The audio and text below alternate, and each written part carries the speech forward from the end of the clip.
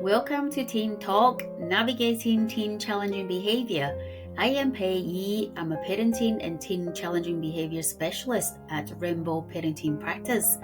Over the last 30 years, I've worked with children, teenagers, and then families with various complex needs across different settings.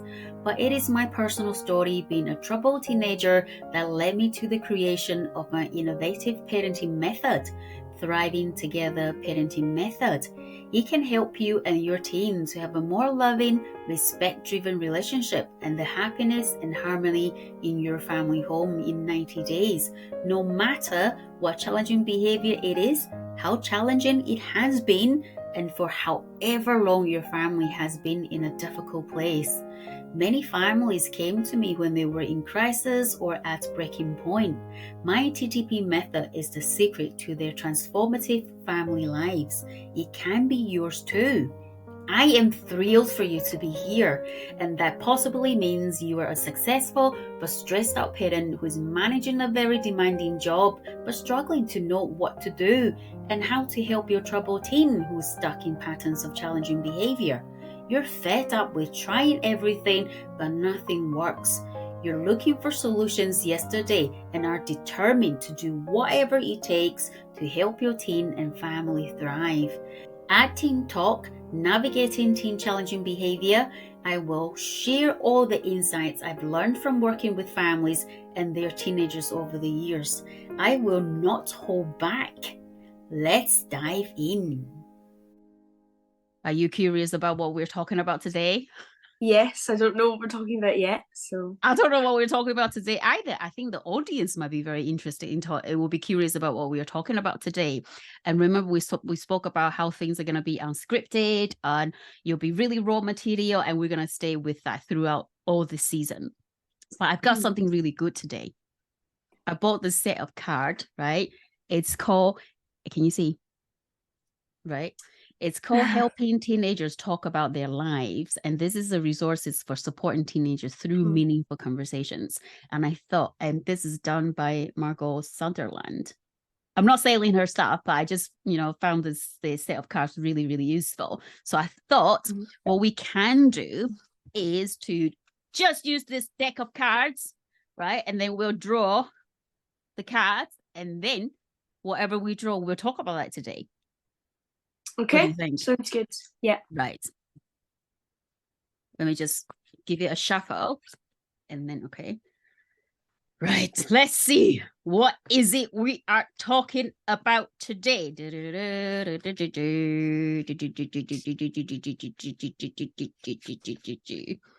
Why is it so difficult? There's so many things. I'm really sorry. I'm just gonna be like really. Hang on a second. Now I made a mess of the cards, the deck of the cards. Right. One second. Okay, so I'm just gonna like, and I'll choose this one. Well, this looks like a very, very dark card, Belle. Oh God, what is it? It's. Can you see? Can't really see, right? Read it, but I can see it. Right. So this is the card about depression, depressed. Wow, it's interesting. Shall we talk about this?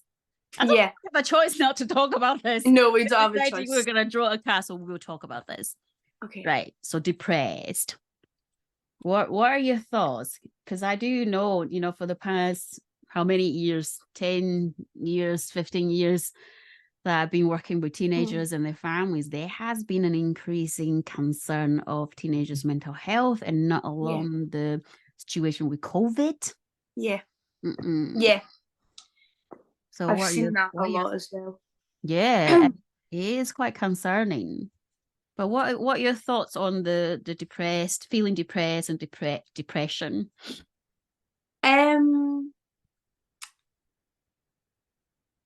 I think that in COVID times, I think it was very common. I think even I would say I did experience it. I think some of my friends experienced it because you were sort of stuck indoors, and if you already had some sort of anxieties or issues and things, and then you're then in the environment where you were growing up indoors, no one to really talk to apart from your parents or siblings, and you just on Zoom calls and stuff. So I think it wasn't a good environment. Like, it is a hard environment to not feel down about, but let alone if you were already vulnerable to feeling like low or like feeling anxious and all these sorts of things. I think it's very like, it makes sense why a lot of people were experiencing that. Mm-mm. It is quite difficult, isn't it? And if we just speak about COVID itself, like you said, that environment, we're all isolating, and then the only means to be with your friends is through social media. Yeah. And then, but now let's go back a little bit, Belle, and you talk about this is something you experienced, through that period of time. How did you know this is how you're feeling? How did you know you're feeling depressed? Because Well, like, I didn't know until probably afterwards. Like, you look back and you realize, oh, like I actually was. Um, but I mean, obviously, like, my parents kind of knew and were worried about me, but you only know when you come out of it a lot of the time, especially when like you don't have people around you, or you don't have those support lines to really like talk to you about it and validate you with it and make you feel better, sort of thing, or help you with it. So um yeah, I mean, I didn't really know, but yeah. do you think the young people, like teenagers, know about this in terms I of definitely depression? know. I think because of social media, I do think teenagers are aware, especially nowadays when there's so much awareness about it. Mhm. I think teenagers are aware of these things, but whether they can regulate, because you do have, whether they can regulate what is and what isn't, or if they actually are feeling it, or like, you know what I mean? It's hard to sort of know that, I would say. Mm-mm. Like, I think a lot of people struggle a lot even believing and actually admitting to themselves, okay, maybe I actually am depressed. Or it could be the other way, where people might think they are depressed when Mm-mm. actually they're just experiencing being low and stuff, being a teenager, and there's all these sorts of things. Yeah, that's a really good point, actually, Bill. Because you know what? Even myself be like, oh, I'm depressed. But am I Yeah. really depressed? Do you know, But it we could all, be. yeah, we all do that though. Yeah, So absolutely. But then it's, being, like you said, and we talked about this last week, being a teenager is really, really challenging because you're going through a lot, right? And mhm. I remember this person who's like Marco, is it Marco Wardle? Yeah, he's a psychotherapist. Mm. She's a psychotherapist. And she talked about how this phase of life is really the most challenging family life cycle for a Yeah. person. And Hmm. that just shows how difficult it is being a teenager. And Yeah. then I'm thinking about all those feelings. If those feelings have no places to go, or you don't really know how you're feeling, it's gonna Hmm. manifest itself. It's gonna Yeah. make us feel, Yeah. emotionally unwell and Hmm. depressed. But then my Hmm. next question, because I didn't go to school in Scotland here. I went to Hmm. Taiwan, school in Taiwan, and back Yeah. then I don't think young people knew about what depression was. And in Mm. my era, right, any mental health challenges a young person had in my country was seen as Mm. crazy. Yeah. I don't know if you heard this. And that Uh-huh. was really, yeah. So Mhm. it was a different era. And I think maybe back then there's a lot of young people were depressed too, Mhm. So, but that comes back to my question is in that back then in the school, because depression, the mental health things wasn't talk about, or we weren't taught about that in school, right? And I wonder if that is what's happening in school in Scotland. Do they talk about mental health? Do they talk about depression, low mood, and all these things in school? Um, I'm not sure. They talk about Mm. they do talk about feelings, but I'm not sure if they really talk about depression and Hmm. these sorts of things, because I think it would be a hard thing or like almost you wouldn't know how to go about that, or I don't know. But there is, I think, on social media, there's a lot of awareness of it, good and bad. I would say there's a lot of awareness of it. I mean, I know that in the past, with my sister's generation, like there was Tumblr, and a lot of people would openly post a lot about their depression, their experience of depression, in quite a bad way, on Tumblr. So I know that affected a lot of people, but I was young, I didn't know about that. So what did they do on Tumblr? So I don't even know what Tumblr was. Yes, so basically, Tumblr, there was a lot of like posts, like it was sort of glamour, a lot of mainly girls. It was very like glamorizing and romanticizing their depression and all these sorts of things. And I think social media has given a platform for depression to be glamorized, and like for issues to be glamorized. Less so now, but I think it did peak in 2020, because a lot of people were feeling like that, but also because everyone was on their phones, so it just sort of escalated. But yeah, I mean, I don't think schools, I guess it depends what school you go to. I mean, personally, in my experience, my school hasn't really talked about depression and stuff, but I know that there is, there's a school counselor and stuff that's a good school counselor, and there's all these sort of, there is spaces to get help, basically, and I know people use it because, I don't know, I just know people use it, so yeah. That's really good, because I suppose being able to talk about the feelings are important. Yeah. And if there is a support and resources in school, allow the teenagers to talk about that. That helps a lot, because sometimes you don't always want to talk to your parents. I know I didn't. Yeah. No. So, right. Go on. I have a question for you. Like, do you think, because you were saying that growing up, your generation didn't really don't even really know what depression was, and it was seen as crazy and stuff. Yeah. Do you think that's why a lot of parents, even if they've sort of been educated and know what it is now, do you think that's why a lot of parents struggle to validate their child's feelings, or maybe it brings up a hard place for them if their child's feeling a certain sort of way? Maybe it can be hard for them because they've grown up, with this stigma around it, and now their child's feeling it and they might not even believe it. So that's a very, very good question, Belle. You put me on the spot. No, but I suppose there's a combinations of reasons here, isn't it? Like you said, if in Asia, I'm just thinking about the context in Asia, and I have to clarify, it's so much better now, right? Yeah. We're teaching children about mental health and how they can get access for support, and there's been a big priorities in Taiwan about this, and I know that. So but we're talking about 30 years back, and I mean, I do believe there's still parents who are struggling with understanding what depression really means, and why my teenagers going through this, and what does that mean for them, for me as a parent, and for us as a family. And then there's definitely be about the, like you say, the stigma is, well, I'm so successful, or I'm this, and then my child is struggling. What does that mean? How are other people going to see me and see my child? And I think, yes, I'm really promoting inclusion and diversity and everything that's in my values.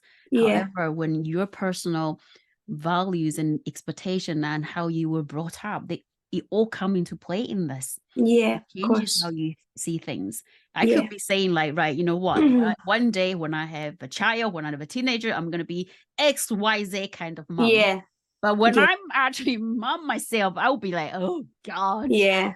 Everything I learned will probably be out of the door, because this is my own child. Right. So that part could be a challenge for parents. However, though, I have to say my experience of the working with parents for the past 30, 20 years, I think the parents are mostly very receptive of the support, and they want the support for their teenagers. They want to know how I can help my teenagers feel better, not to stuck in be in bed or be in their own room all the time. They want to do something. The frustration is more, the helplessness is more about how can I help and what resources out there can I find to help my teenager. Yeah. And there's less about, oh, what people are going to see me about this. That's what I've Mm-hmm. not seen quite a lot. Mm-hmm. So I think it is that part the parents are struggling in terms Yeah. of. So I don't know, what are your thoughts? See, when you're going through that period of like, COVID and like feeling depressed, what helped? Who helped you? I think, well, the main thing that helped was when COVID sort of started to relax, and I did just naturally start doing more. And then obviously it was still bad for a while, but it just slowly sort of got better. Mm-mm. So yeah, that probably was what helped the most. Um, but I would say, uh, I'm not really sure. I think Mm-mm. my family, my dad and my family were quite talked to me about it, and they did support me a lot. And my mum got me a therapist, which helped mostly. Mm-hmm. Um, but she wasn't a very good therapist, but she did help me. But yeah. So having so what I'm hearing is having a therapist to talk to will be helpful, but it's really Yeah. important that therapists speak your language and is a good fit for you. Yeah, exactly. Mm-mm. Yeah. Wow. I'm really surprised and impressed that you're open to therapy. Yeah.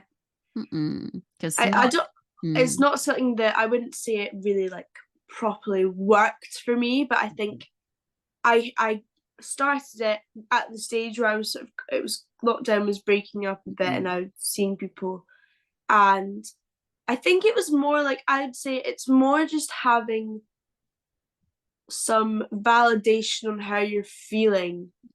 I would say actually that's probably what helped the most. I feel like put it down to the bottom of it, like validation on how you're feeling, and then from there you can sort of hear, okay, I actually am feeling like this. Okay, how do I work to not feel like this anymore? But like when you're in that stage of not having that validation, when you're a teenager, like, you can't really, it's hard to give yourself that validation. You don't know anything. So, when you're feeling sort of like that, and you can't even say to yourself, I actually do feel depressed, or I do feel this. Like, then how do you even start to get better without, unless you just ignore it and move on, which you can't do, but unless when things get better, you just push it under the rug. Like, to actually sort it out and to actually feel better, you have to sort of admit that and get validation on that. So I guess that's what therapy helped with. So maybe, yeah, but that can come from parents or friends, or I don't know.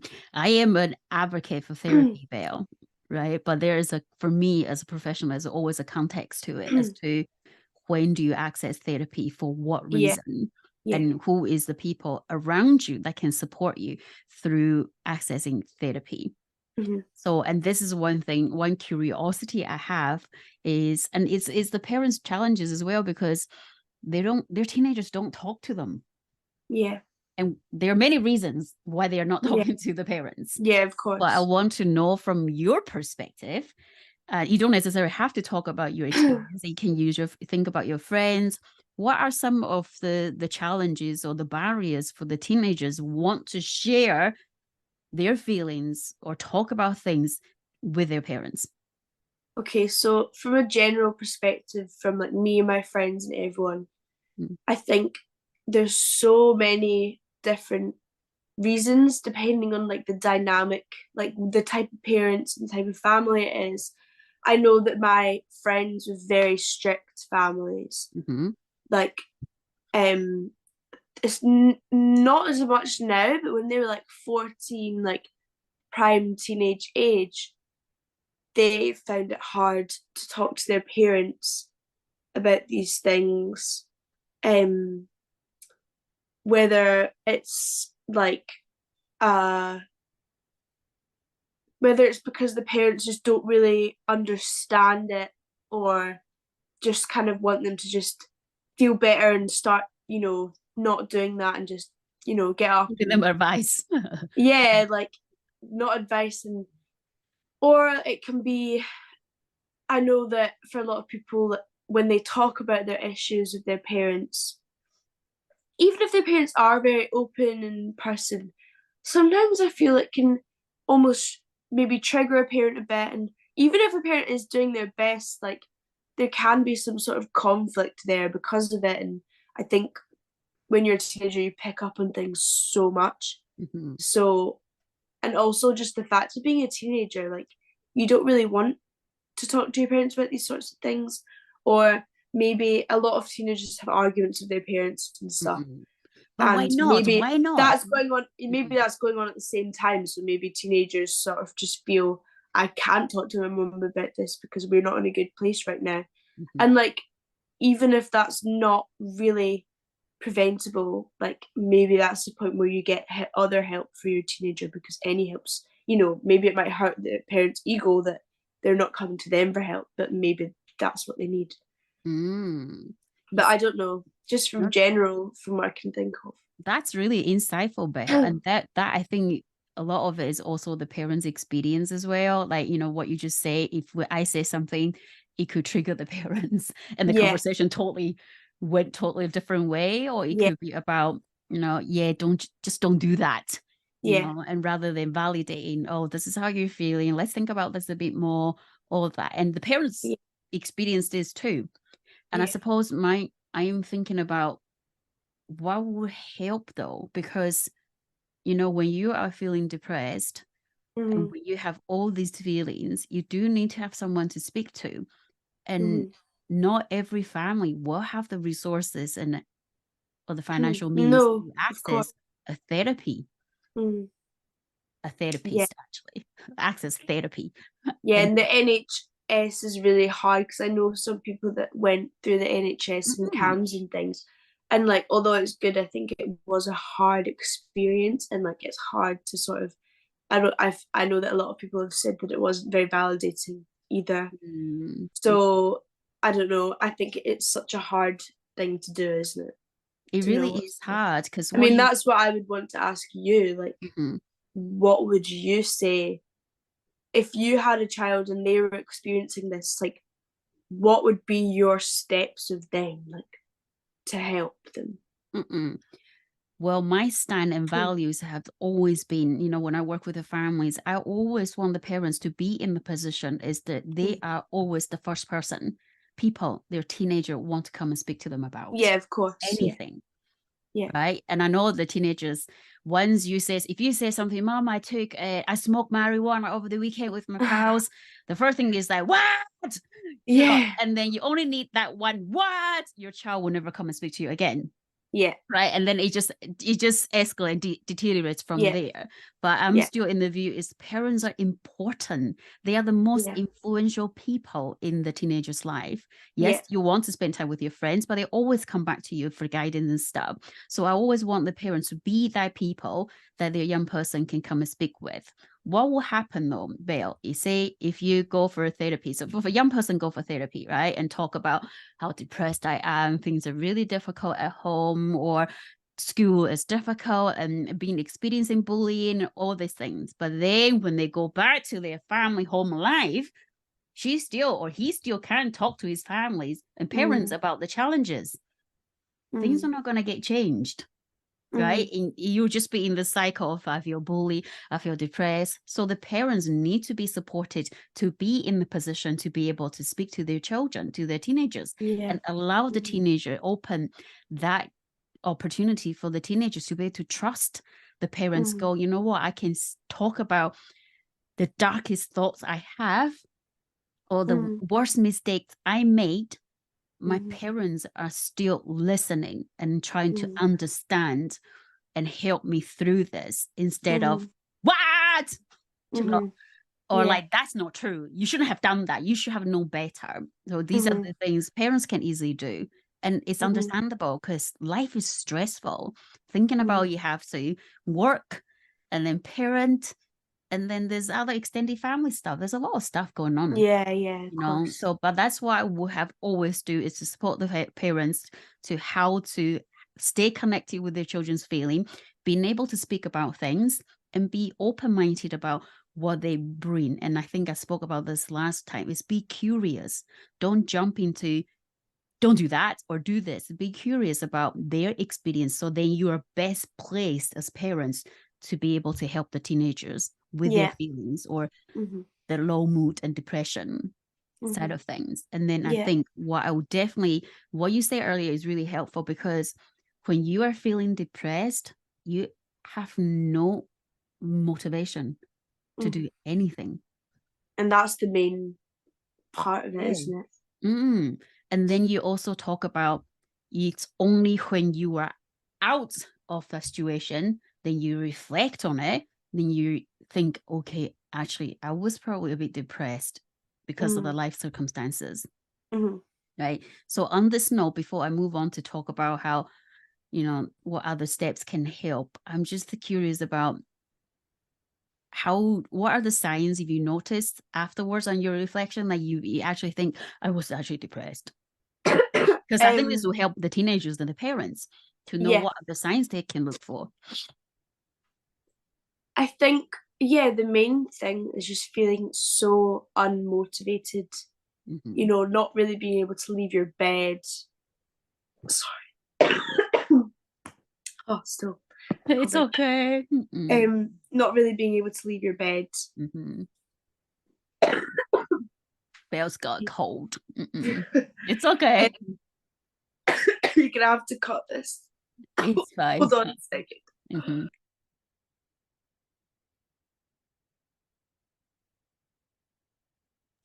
Okay. Will you be able to cut that when you? Yeah. But do I want to cut it? I don't want to cut it, Belle. I just had a full cut.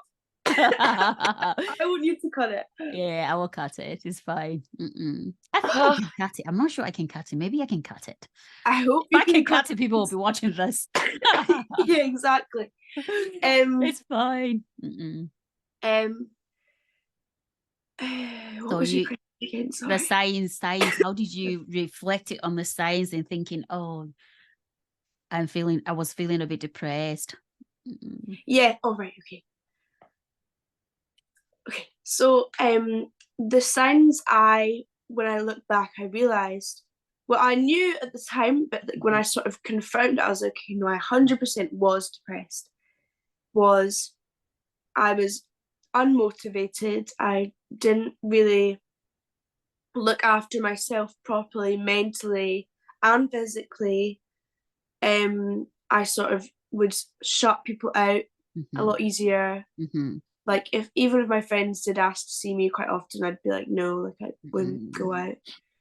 Even though that's what would have made me feel better, but you don't understand it.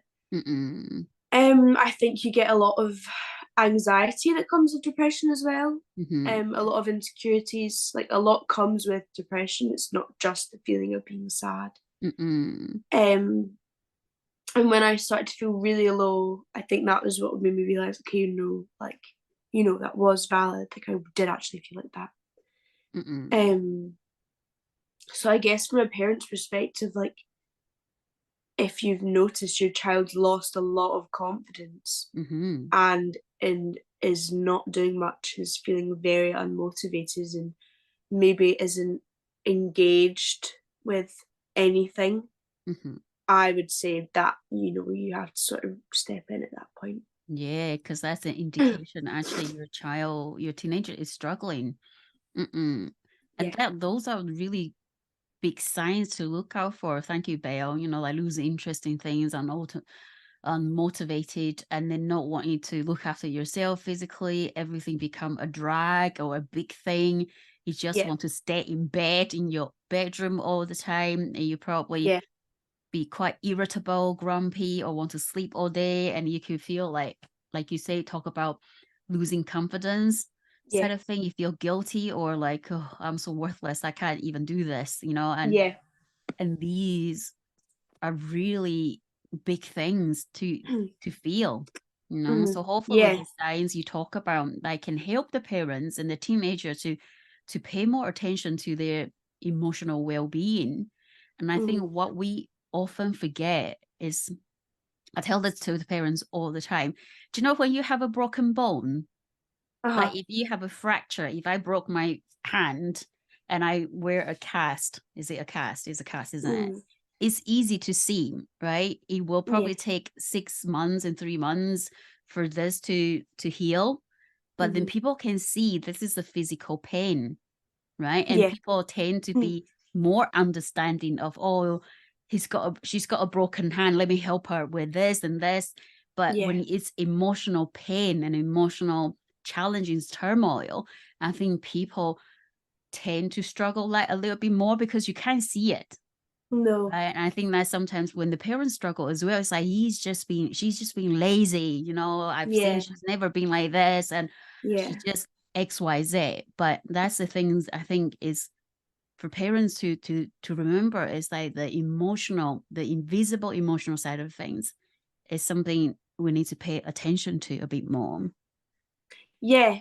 And I Mm-mm. also think like parents could easily sort of think, if it's their first teenager, if you've never had that experience before, they could just think, oh, you know, this is just them being a teenager. Like they're just Mm-mm. being like this just because they're being a teenager and writing off like that. So, maybe if parents are the sort of parents that are engaged and are paying a lot of attention to how their Mm-mm. teenagers are feeling, then that would prevent that as well. Yeah, because you want somebody to be there for you, aren't Yeah, you? Like knowing what you're going through. Although, I mean, yeah, teenagers probably will struggle to explain what I'm going through, what they're going through, but yeah, being there and, like you said earlier, validating what their experiences and feelings are yeah, really important. yeah, Mm-mm.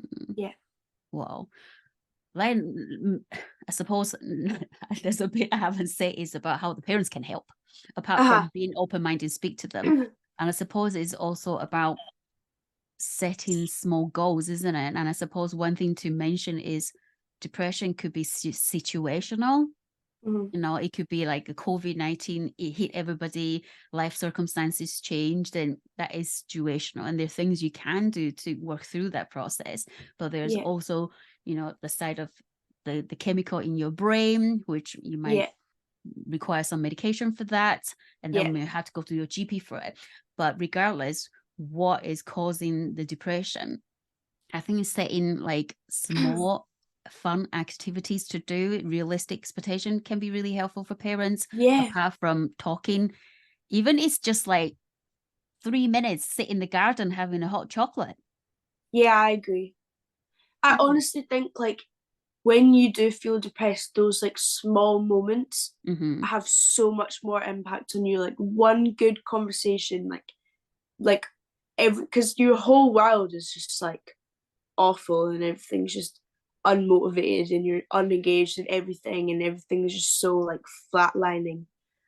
But when someone does actually, pull you out of that a bit, even if you're reluctant about it, like I think it genuinely that's a good point. Like I think that would be so impactful, I think, Yeah, like if you it's did. small things, small steps, and achievable steps. Yeah.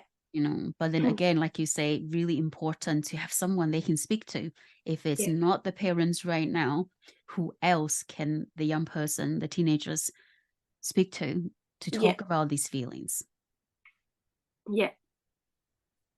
That's Yeah. really insightful, Belle. This is such a good conversation. I hope the audience enjoy our conversation. Of course, there's a lot of resources online the Yeah. the, There is. the teenagers and the families can access to. So, but I suppose we'll always end this with a curiosity. Mhm. Remember, from a teenager's perspective, what sort of things you would like parents to be more curious about when it comes Yeah. to depression? Um, I would say,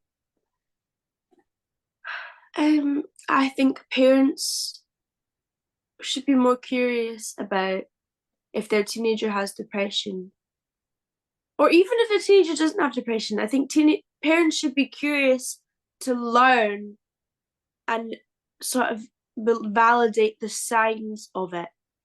And it's as simple as, when your teenager is showing signs of that, even if it isn't depression, even if they just feel sad, like it's as simple as that. They don't have to, don't make them feel like they have to be at their worst to be listened to as well.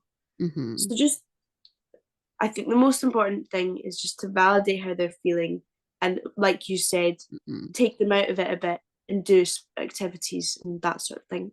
And, yeah. Excellent. Thank you, Belle. I have one curiosity today, but not for the parents, for the teenagers. Right.